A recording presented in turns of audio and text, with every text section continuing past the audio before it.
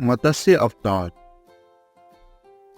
एक बार जब थककर ब्रह्मा जी सो गए थे, तो उस समय उनके मुखों से निकले हुए वेदों को हयग्रीव दैत्य चुरा ले गया। इन वेदों को वह बहुत समय से लेना चाहता था। विष्णु भगवान ने यह सब होते हुए देख लिया था। उन्होंने सोचा, मेरे पास बहुत कम समय है, अब शीघ्र ही यह युग समाप्त होकर दूसरे युग के आरंभ होने का समय आ गया है। विष्णु भगवान ने चारों ओर देखा। जब उनकी दृष्टि पृथ्वी पर पड़ी तो उन्होंने देखा कि राजा सत्यव्रत नदी में स्नान कर रहे हैं और हाथ में पानी लेकर प्रार्थना कर रहे हैं। उसी समय विष्णु भगवान ने तय किया कि वह मछली के रूप में अवतार लेंगे। राजा सत्यव्रत ने फिर से हाथों में पानी लिया तो पानी के साथ उनके हाथ में एक छोटी सी मछली भी आ गई। उन्होंने सोचा कि तुरंत ही इस मछली को वापस पानी में डाल देना चाहिए, अन्यथा यह मर जाएगी। जैसे ही राजा मछली को पानी में डालने को तैयार हुए, मछली अचानक बोली, पानी के बड़े बड़े जीव जंतु मुझे खा जाएंगे, कृपा करके मुझे अपने घर ले जाइए। राजा सत्यव्रत मछली का बोलना सुनकर बहुत हैरान हो गए। उन्होंने उसको घर ले जाने का निश्चय किया और मछली को अपने कमंडल में डाल दिया। जब वे घर पहुंचे तो उन्होंने पाया कि वह मछली बड़ी हो गई है। उन्होंने उसको एक बड़े बर्तन में डाल दिया। वह मछली लगातार बड़ी होती जा रही थी, इसलिए राजा ने उसको तालाब में डाल दिया, परंतु उस मछली का बढ़ना नहीं रुका। तब राजा ने सोचा कि यह कोई साधारण मछली नहीं हो सकती, यह भगवान का ही रूप होगी। अतः राजा ने पूछा, भगवान, आपने किस कारण से यह रूप धारण किया है? भगवान ने उत्तर दिया, आज से 7वें दिन सारी पृथ्वी में समुद्र और तालाबों का पानी भर जाएगा। चारों ओर पानी ही पानी हो जाएगा।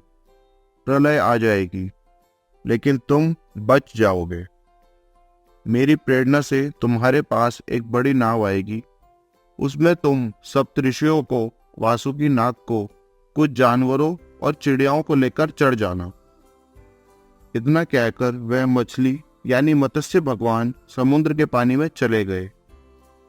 वहां जाकर उन्होंने हयग्रीव राक्षस को खोजा और उसे मारकर उससे वेद छीनकर ब्रह्मा को वापस दे दिए। 7 दिन के बाद ऋषियों ने देखा कि एक नाव उनकी ओर आ रही है। वे सब नाव में चढ़ गए। फिर उन्होंने देखा कि एक बहुत बड़ी मछली उनकी ओर आ रही है, जिसके सिर पर एक सींग भी है। मछली ने कहा, वासुकी नाग को मेरे सींग से बांध दो और मैं तुमको दूसरे युग में ले जाऊंगी। इस प्रकार मत्स्य अवतार समाप्त हुआ और नाव में सवार सारे लोगों ने दूसरे युग में प्रवेश किया।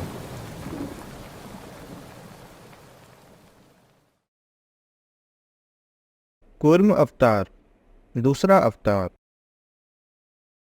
दुर्वासा ऋषि को एक अत्यंत सुगंधित माला मिली। उन्होंने वह माला देवताओं के राजा इंद्र को दे दी। इंद्र ने उस माला को अपने प्रिय हाथी ऐरावत के सिर पर डाल दिया। जब ऋषि दुर्वासा ने यह देखा तो उनको बहुत क्रोध आया और उन्होंने इंद्र को श्राप दे दिया, तुम और सारे स्वर्ग के देवता दुर्बल हो जाओगे। जब देवता शक्तिहीन हो गए तो असुरों की शक्ति बढ़ गई।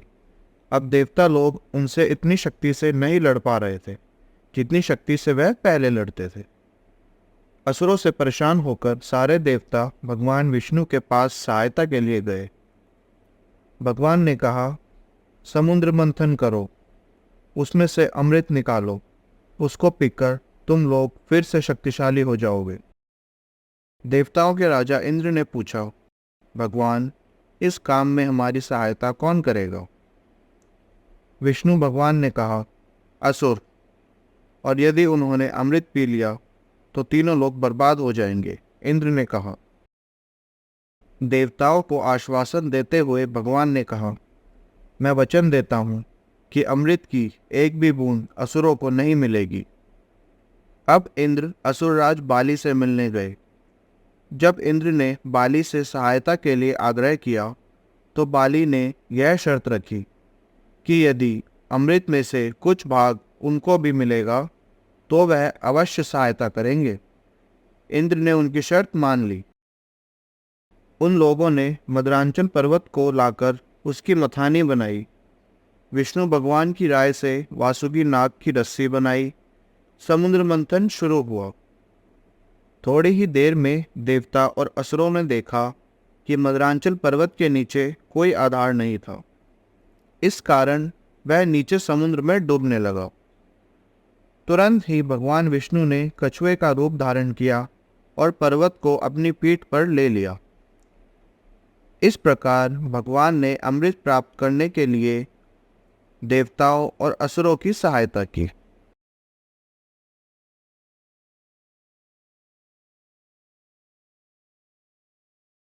कृष्ण और सुदामा गुरु संदीपन मुनि के शिष्य थे।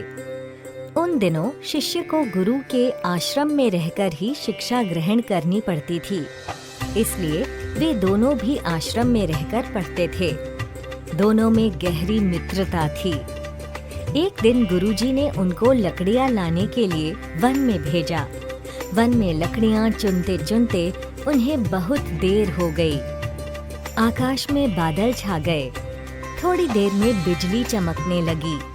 दोनों मित्र एक पेड़ के नीचे आ गए। वर्षा होने लगी। आंधी के कारण कुछ दिखाई नहीं दे रहा था। वर्षा तेज हो गई। यह देखकर सुदामा डर गया। डरी हुई आवाज में उसने कहा, प्यारे मित्र कृष्ण, अब क्या करें? इसमें डरने की क्या बात है? कृष्ण ने उत्तर दिया। सुदामा ने घबराते हुए कहा, जंगल में शेर, चीते और कई जंगली पशु रहते हैं। वे हमें खा जाएंगे। मुझे बहुत डर लग रहा है। कृष्ण ने मुस्कुराते हुए कहा, आओ, मेरे पीछे छिपकर बैठ जाओ। शेर आएगा तो मैं संभाल लूंगा। इस पर दोनों मित्र खिलखिलाकर हंस पड़े। दोनों ने जंगल में ही रात बिताई। प्रातः वे दोनों आश्रम में लौट आए। समय बीत गया। श्री कृष्ण द्वारका के राजा बने। सुदामा बहुत निर्धन हो गए। उनके पास कुछ नहीं था। एक दिन दरिद्रता से तंग आकर सुदामा की पत्नी ने कहा, आप सदा कहते आए हैं कि द्वारकाधीश श्री कृष्ण मेरे मित्र हैं। आप क्यों नहीं उनके पास जाते? पत्नी की बात मानकर सुदामा मित्र श्री कृष्ण के पास जाने की तैयारी करने लगे। उन्होंने पत्नी से कहा, अपने साथी के पास क्या खाली हाथ जाऊं? सुदामा की पत्नी दौड़ती हुई पड़ोसी के घर से कुछ तंदुल बांधकर भेंट के लिए ले आई।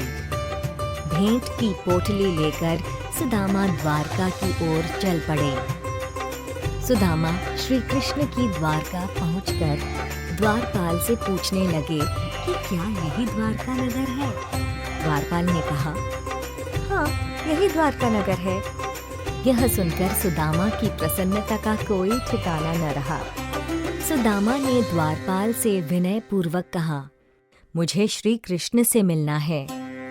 द्वारपाल सुदामा की दीनहीन अवस्था देख कहने लगा, आप कौन हैं? कहाँ से आए हैं? और आपको श्री कृष्ण से क्यों मिलना है? सुदामा ने कहा, मैं उनके बचपन का सखा हूँ। मेरा नाम सुदामा है। मैं वृंदापुरी से आया हूँ।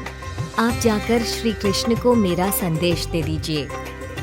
सुदामा की बात सुनकर द्वारपाल को बहुत आश्चर्य हुआ। फिर भी द्वारपाल सुदामा का संदेश लेकर श्री कृष्ण के महल की ओर चल पड़ा। महल में जाकर द्वारपाल ने श्री कृष्ण से कहा, प्रभु, द्वार पर एक अत्यंत गरीब विप्र आया है। वह आपसे मिलना चाहता है। उसके तन पर ना वस्त्र है, न सिर पर पगड़ी है, नंगे पांव हैं और धोती भी जगह जगह पर फटी हुई है। गरीबी के कारण शरीर भी अत्यंत झुका हुआ है और अपना नाम सुदामा बताता है। द्वारपाल के मुख से सुदामा का नाम सुनते ही श्री कृष्ण द्वार की तरफ दौड़ पड़े। सुदामा को देखते ही श्री कृष्ण ने उन्हें गले लगा लिया। आदर सहित सुदामा को महल में लाकर अपने आसन पर बिठाया। सुदामा की दीन अवस्था देखकर श्री कृष्ण की आंखों से आंसू बहने लगे। अपने आंसुओं से श्री कृष्ण ने सुदामा के पांव धोए और पहनने के लिए नवीन वस्त्र दिए। दोनों मित्र एक साथ भोजन करने के बाद बचपन की यादों में खो गए। फिर श्री कृष्ण ने पूछा, भाभी ने मेरे लिए क्या भेंट भेजी है? सुदामा संकोच अनुभव करने लगे। द्वारकाधीश को तंदुल कैसे भेंट किए जा सकते हैं? कृष्ण सुदामा का संकोच देख मुस्कुराने लगे और आगे बढ़कर पोटली छीन ली। फिर बड़े प्रेम से तंदुल खाने लगे। कृष्ण ने कहा, ये तंदुल अत्यधिक स्वादिष्ट हैं। ऐसे तंदुल मैंने पहले कहीं नहीं खाए। कुछ दिन वहां रहकर सुदामा अपने घर लौट आए। अपने गांव पहुंचकर वे दंग रह गए। जहां उनका टूटा फूटा घर था, वहां अब महल खड़ा था। सुदामा समझ गए कि यह सब श्री कृष्ण की कृपा है।